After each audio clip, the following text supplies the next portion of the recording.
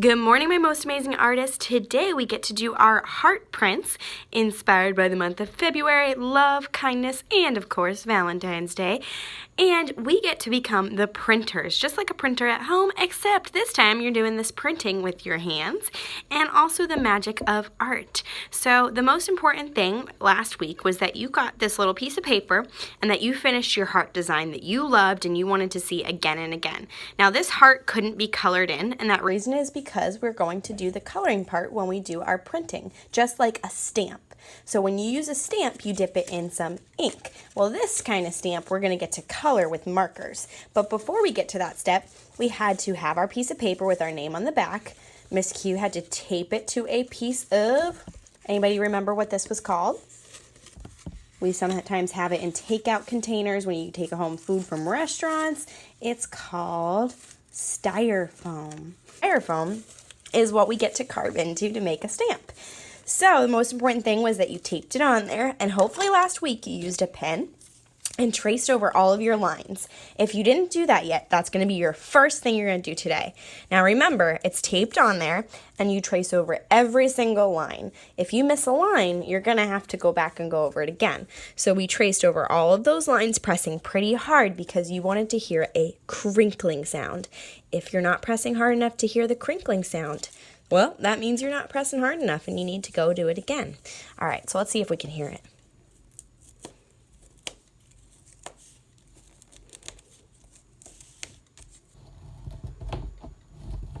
Sometimes when you make that crinkling sound, you'll even have your paper tear. That's okay. If your paper tears, that's absolutely fine. But what you can do is you can peek under, and if you see your lines a little bit, now you're not going to see your lines with pen like mine. You'll see them kind of clear or just white carved into that foam. You won't see the pen lines. If you do see all of your lines though, and you see your eyes, nose, mouth, or whatever details you had on your heart, then we can take off that tape carefully, not ripping the styrofoam, being super careful when you take it off. Peel it off really careful. And then we don't need this. It's up to you if you put it in your table folder or if you take it home or if you throw it away. We don't need that anymore. So then for your second time, you need to trace over your lines again. This time, you're going to do it right on top of that styrofoam with a pen. You can do it right on top with that pen. Now, the only thing about this part is that if you do not go over all of your lines, you'll be able to tell because they won't have any pen on them. So all of my lines already have pen except for these two. That's because I already did this. I already did this last week in the video. And so I went over tracing my lines. I just wanted to show you again and hear that crinkling sound as just a reminder of what we're supposed to do today. So all of those lines need to be traced over pretty hard with a pen. Now you also want to be able to feel them. If you can't feel the bumps, then it's not deep enough. You want to make sure that you can feel that texture on your heart and that you can really feel all those indents into the foam. You can even see those indents. That's what's going to make your stamp. If you can't feel every line on there, you need to go back with your pen and trace again a little bit deeper, press a little bit harder. Now you're not pressing so hard that you're going to rip the foam. That wouldn't be good. But hard enough that you make a line into that foam. It's like you're carving the foam. Okay, once you're all done with that, you will have a brand new pack of markers in your, when you get your bin today, it's going to look a little bit like this. You're going to have pencils, pens, pencil sharpeners. You don't need those. You don't even need erasers, so please don't pay attention to this stuff. You will be using the pens. You'll be using markers. You'll be using this paper. You'll be using the paper towels and baby wipes. They're just little squares for after, not for right now. And these rollers. Now, they look like rollers, they look like a toy, but they're not. They're very expensive and important art tools that we're lucky to use, and we do not have to. So that's the thing, is if you're messing around with this and playing with it too much today, it could break, and I can't get another one, and I need these for all my older kids that I do this printmaking with. So you need to be sure to treat it as an art tool and not an art toy. It's not a toy, it's a tool. So please do not pick this up and use it until we're ready to.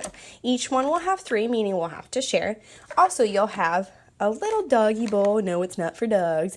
It's for a little bit of water and sponges. You'll have 2 sponges, not just 1. And these sponges are to share. You'll have a couple of these bowls on your table. And what we're going to do is first we gotta color our printing plate. That's what a styrofoam piece is called once you have your stamp carved into it. You call it a printing plate. Boys and girls, what is it called? It's called a printing plate. So I'm gonna color my printing plate. I'm gonna color everything in. I'm not gonna forget anything. Color everything in, boys and girls.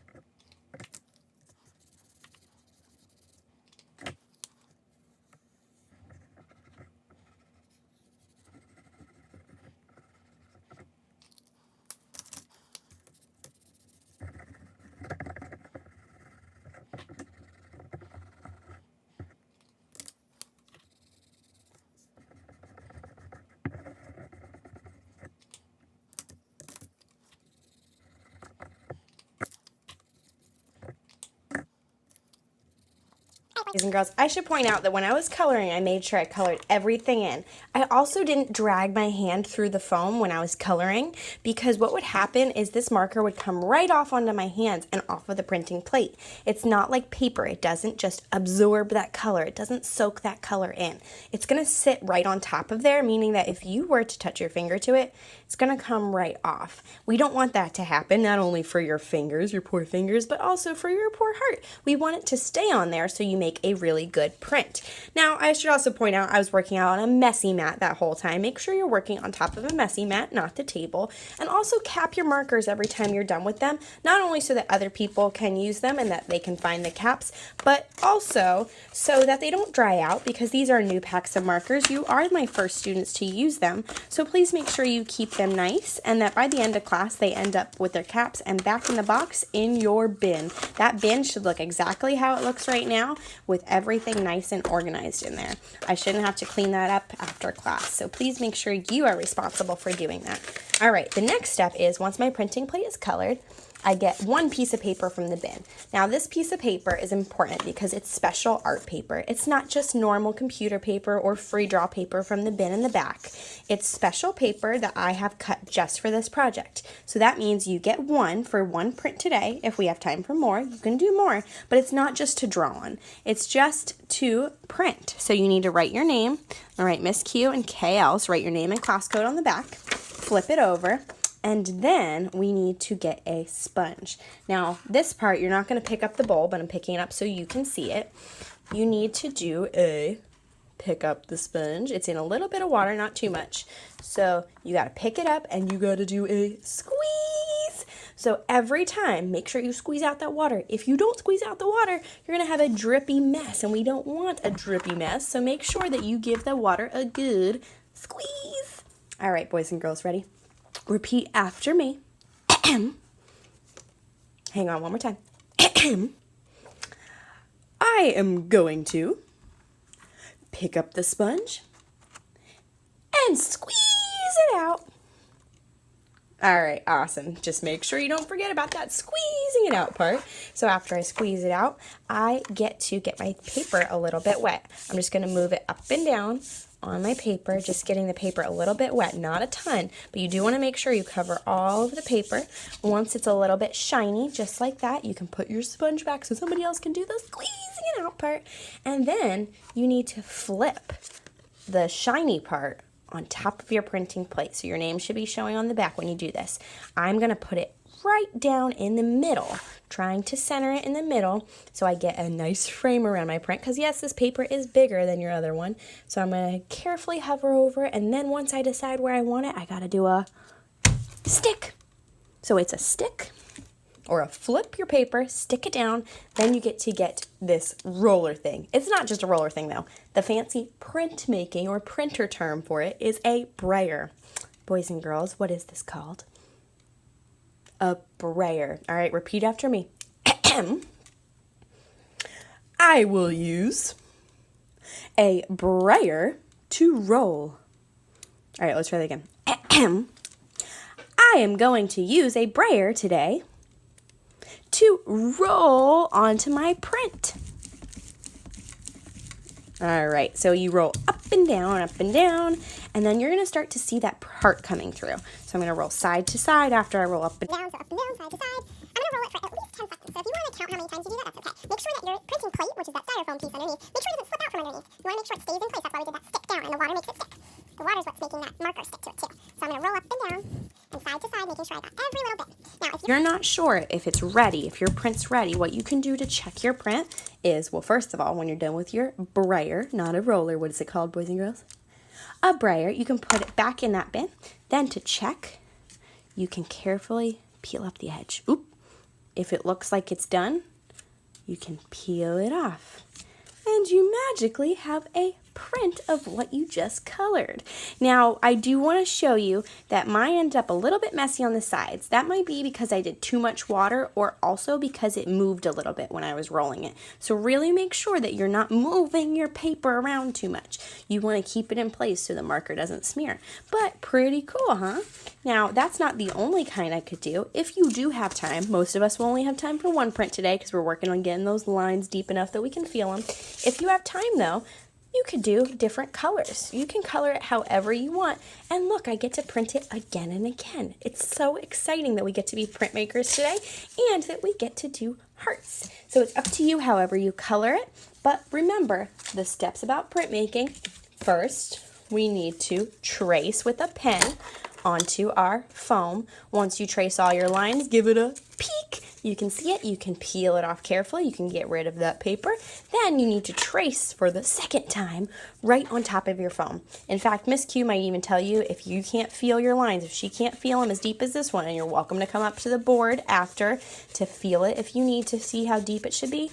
If she doesn't think it's deep enough, she might even make you go back a third time and trace over your lines again so she can really feel them. That means you're gonna get a good print.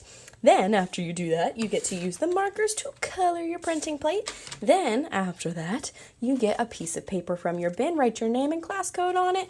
Then, with that piece of paper, you get your sponge. And what do you do with your sponge, boys and girls? Is it just ready to go all drippy? No, you gotta give it a good what? Squeeze! And once you squeeze it, you can rub it onto your paper. Not your printing plate, just your paper. Not the printing plate, super important. Don't rub it onto the printing plate, just your paper. After you rub it onto your paper and it gets all shiny, then you get to put that paper face down onto your printing plate, and then you do the magic part with the brayer. Roll, roll, roll, roll, roll, and then you peel it and you get your amazing heart print. All right, these will go on the drying rack when you're all finished. Remember, they just lay on the bottom there. We can fit a bunch all on the same shelf. So make sure you push it all the way to the back. All right, now when it's time to clean up, and if you have a little bit of marker on your hands, there will be a bag of little tiny baby wipes. You do not use all of them. Don't say, oh, all for me, I'm a mess. No, just take one little baby wipe, one square, just one square, and we're gonna see how dirty we can make this square. Meaning that let's see how much marker and everything you can get up from your hands and see who was the messiest. Now, it's not a goal to be the messiest, by the way, just a goal to get your baby wipe the most clean, or I mean get everything the most clean by using your baby wipe. So let's see, I'm gonna clean that off. All right, well, I was pretty clean today, not much on there. If you do need a paper towel, if anything gets too wet or water spills, there's paper towels in there. And we want to have our bin looking nice and neat by the end of class. Oops, just like that, how it was when we got it. All right, now don't forget that your printing plate is actually going to go back in your table folder when you're done. That's going to go in your table folder, but your wet prints go on the drying rack. Okay, let's quiz. Where does this go? Where do I go? I go in the table folder. Where do I go? I'm wet, so I go on the drying rack. All right, boys and girls, let's have a fun printmaking day.